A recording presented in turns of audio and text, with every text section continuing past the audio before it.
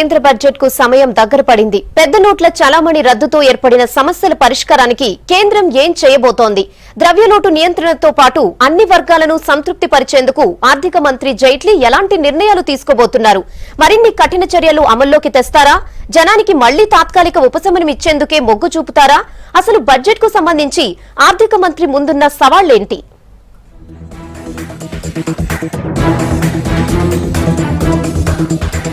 కొత్త ఆర్థిక సంవత్సర బడ్జెట్ ను ఈసారి కేంద్రం ముందుగానే పార్లమెంట్ లో ప్రవేశపెట్టబోతోంది. సాధారణ బడ్జెట్ తో పాటు రైల్వే బడ్జెట్ ను కూడా ఒకేసారి సభ ముందుకు తెస్తోంది. ప్రపంచ ఆర్థిక వ్యవస్థ మందగమనంలో ఉన్న ప్రభావం మన దేశంపై కూడా పడుతున్న ఈ టైంలో బడ్జెట్ లో ఎలాంటి నిర్ణయాలు తీసుకుంటారనే దానిపై జనాల్లో క్యూరియాసిటీ పెరుగుతోంది.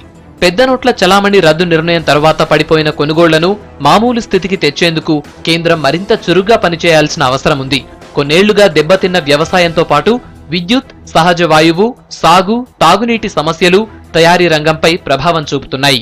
మరోవైపు అభివృద్ధి చెందిన అమెరికా, ఐరోపా దేశాల్లోని మార్కెట్పై మన దేశ సేవారంగం ఆధారపడి ఉంది.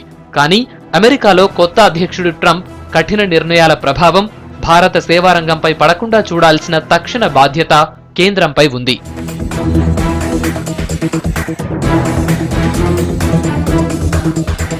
అమెరికా కొత్త పాలసీల కారణంగా మన దేశం నుంచి ఎఫ్డీఐలు వెనక్కిపోతే 20 ఏళ్ల క్రితం నాటి వాణిజ్య లోటు మళ్లీ ఏర్పడే అవకాశముందని ఆర్థిక నిపుణులు అభిప్రాయపడుతున్నారు.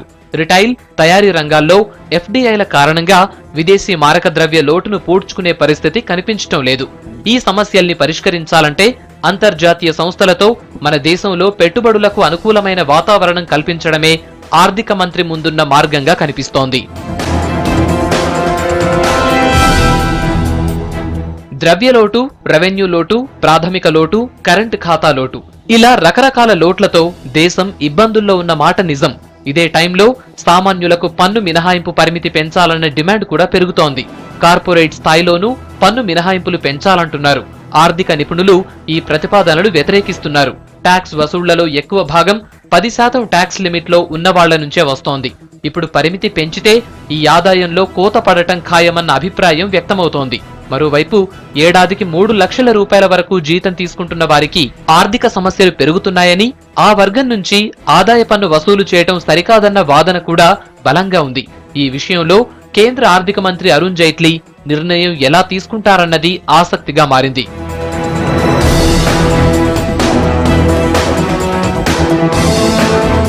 పెద్ద నోట్ల చలామణి రద్దు తర్వాత బ్యాంకుల్లో అంచనాల కంటే ఎక్కువగా డిపాజిట్లు జమయ్యాయి.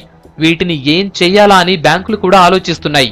ఇప్పటికే కొన్ని ప్రభుత్వ రంగ బ్యాంకులు నిరర్ధక ఆస్తుల కారణంగా నష్టాల్లో ఉన్నాయి. ఇప్పుడు కొత్తగా వచ్చిన డిపాజిట్లతో పెద్ద బ్యాంకులు కూడా నష్టపోతే ఆర్థిక వ్యవస్థే అల్లకల్లోలమవుతుంది. ఆ సమస్య పరిష్కారానికి చిన్న బ్యాంకులపై దృష్టి పెట్టిన కేంద్రం బ్యాంకుల విలీనంతో పాటు ప్రైవేటు బ్యాంకులకు లైసెన్సుల జారీకి చర్యలు తీసుకుంటోంది.